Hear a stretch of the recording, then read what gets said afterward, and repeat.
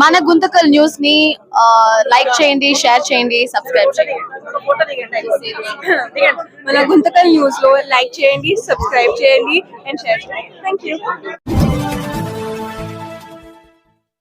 మన గుంతకల్లు న్యూస్ కి స్వాగతం.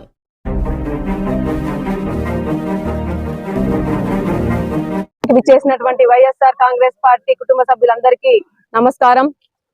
జగన్మోహన్ రెడ్డి గారి పిలుపు మేరకు, వెంకటరామరెడ్డి గారి ఆదేశాల మేరకు ఈరోజు మరి ఎంతో పవిత్రమైన తిరుపతి వెంకటేశ్వర స్వామి ప్రతిష్ట దెబ్బతీసే విధంగా ఈ కూటమి నాయకులు వ్యవహరిస్తున్న తీరుని ఖండిస్తూ ఈరోజు ఈ కార్యక్రమం చేయడం జరుగుతుంది. మనం అందరం గమనిస్తున్నాం, గత 2 ఏళ్లుగా ఈ కూటమి పాలన ఏర్పాటైనప్పటి నుంచి కూడా చూసుకుంటే మొత్తం నాయకులంతా కూడా ఏ ఒక్కరు కూడా ప్రజల పైన దృష్టి లేకోకుండా ఇష్టానుసారంగా వ్యవహరిస్తున్న తీరుని మనమంతా కూడా గమనిస్తున్నాం. మరి ఈ రోజు చూసుకుంటే బిఆర్ నాయుడు గారిని చైర్మన్ పదవి నుంచి తొలగించాలని చెప్పేసి గట్టిగా డిమాండ్ చేస్తున్నాం.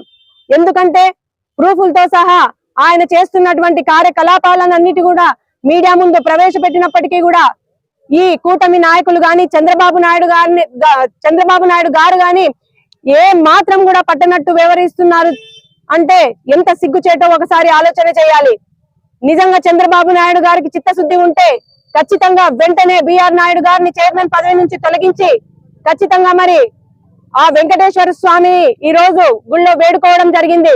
ఈ కూటమి పాలనలో కక్ష సాధింపులో రాక్షస పాలనగా మారింది. ఖచ్చితంగా మరి వాళ్ళకి తగిన బుద్ధి చెప్పి శిక్ష వేయండి స్వామి అని చెప్పి కూడా వెంకటేశ్వర స్వామిని వేడుకోవడం జరిగింది. ఈ గడిచిన 2 ఏళ్లలో వాళ్ళు మంచి చేయకపోగా వాళ్ళు చేసింది ఏమిటంటే మహిళల్ని హింసిస్తూ ఈ రోజు వాళ్ళ గురించి చెప్పాలి అంటే మరి పవన్ కళ్యాణ్ గారు గొంతు చించుకొని ఈ సన్నాసుల పాలనలోన మనం ఉండేది అని చెప్పేసి ఇష్టానుసారంగా మైకు చేతిలో ఉంటే ఇష్టానుసారంగా ఎగురుకుంటూ మాట్లాడినారే. మరి మీరు టికెట్ ఇచ్చి గెలిచిన సర్వ శ్రీధర్ ఎమ్మెల్యేగా ఉంటూ ఒక మహిళని మోసం చేయడమే కాకోకుండా ఒంటరిగా ఆ మహిళ బయటికి వచ్చి మరి రోడ్డు పైన మీ జనసేన నాయకుడు మహిళని కూడా చూడకుండా ఆ అమ్మాయిని కొట్టి ఇబ్బంది పెడితే ఎంత పట్టనట్టు ఉంటారా? మీకు సిగ్గు అనిపించడం లేదా? పవన్ కళ్యాణ్ గారు, చంద్రబాబు నాయుడు గారు కూడా మేమంతా కూడా ఒకటే కోరుకుంటున్నాం, మీరు గడిచిన ఈ 2 ఏళ్లలో ప్రజలకు చేసింది ఏమీ లేదు.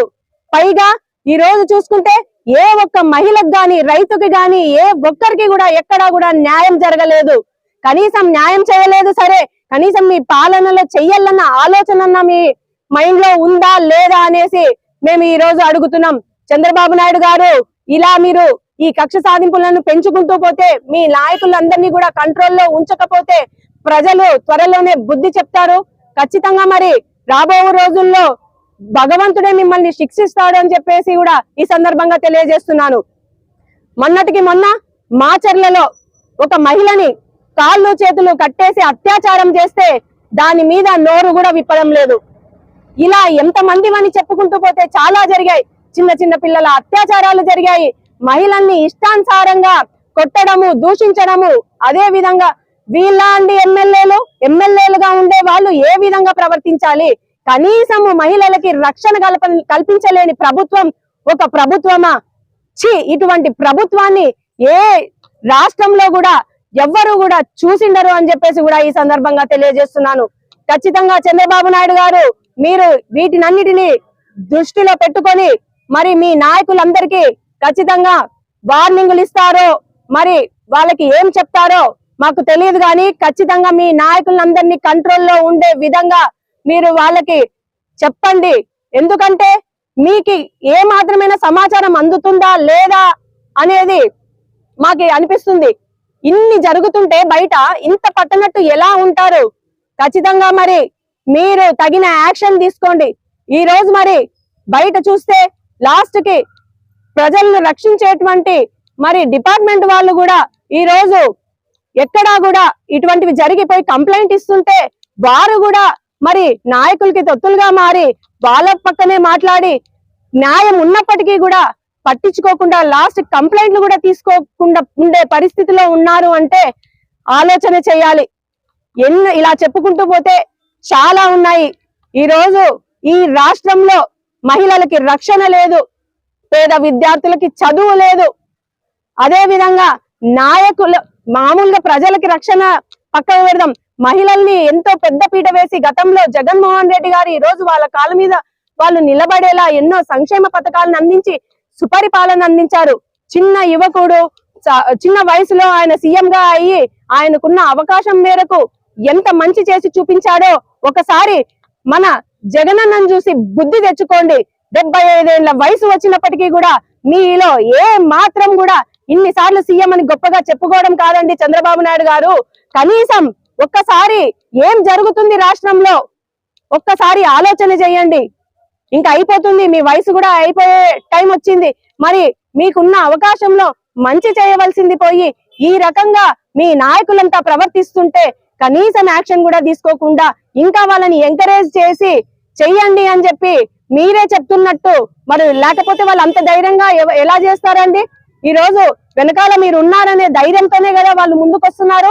ఏమన్నా అంటే మహిళలు రాజకీయాలకే సంబంధం లేనటువంటి భారతమ్మను కూడా రాజకీయాల్లోకి లాగి ఇష్టానుసారంగా మొన్న తిరుపతిలో ఒక మహిళ మాట్లాడుతుంది. ఆమెకి ఏమన్నా కొంచెమన్నా సిగ్గుందా? నువ్వు రాజకీయంగా అందరిలో నానాలి, అందరిలో నేను పబ్లిసిటీ తెచ్చుకొని అందరిలో నేను ముందుకు రావాలి అనుకుంటే ఈ విధంగా అమ్మ నువ్వు మాట్లాడేది? ఇవన్నీ చూస్తూ ఎవరు కూడా ఊరుకుండే పరిస్థితి లేదు. వైఎస్ఆర్ కాంగ్రెస్ పార్టీ కుటుంబం చాలా పెద్దది. ఎందుకంటే ఈ రోజు ప్రజలంతా జగనన్న వైపు ఉన్నారు. ప్రతి మహిళ కూడా జగనన్న పాలనే కోరుకుంటుంది. రాబో రోజుల్లో మీకు తగిన బుద్ధి చెప్పే రోజులు కూడా వస్తాయనడంలో ఎటువంటి సందేహం కూడా లేదు.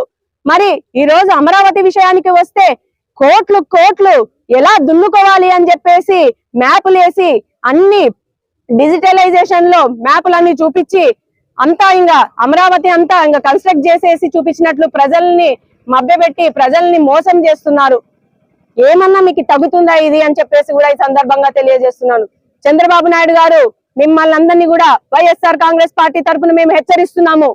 మీరు వాళ్ళందరి పైన సత్వరమే యాక్షన్ తీసుకోవాలి.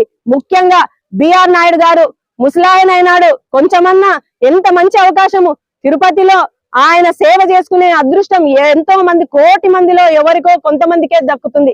అటువంటి అవకాశాన్ని సద్వినియోగం చేసుకోకుండా ఒక ఉమనైజర్ లాగా ఒక అమ్మాయిల పిచ్చోడ్ లాగా ప్రవర్తించి మరి అంతటి గొప్ప ప్రతిష్ట కలిగినటువంటి తిరుపతికే కలంకం తెచ్చే విధంగా నాయకులు ఉన్నారు అంటే నిజంగా చాలా సిగ్గుచేటు.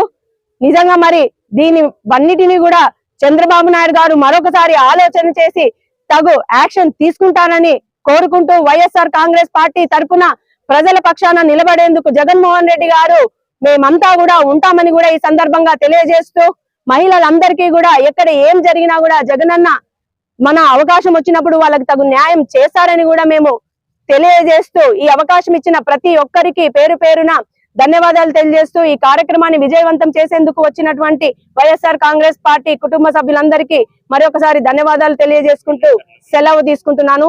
అదే విధంగా పత్రికా విలేకరులకు కూడా ప్రత్యేక ధన్యవాదాలు తెలియజేసుకుంటున్నాను.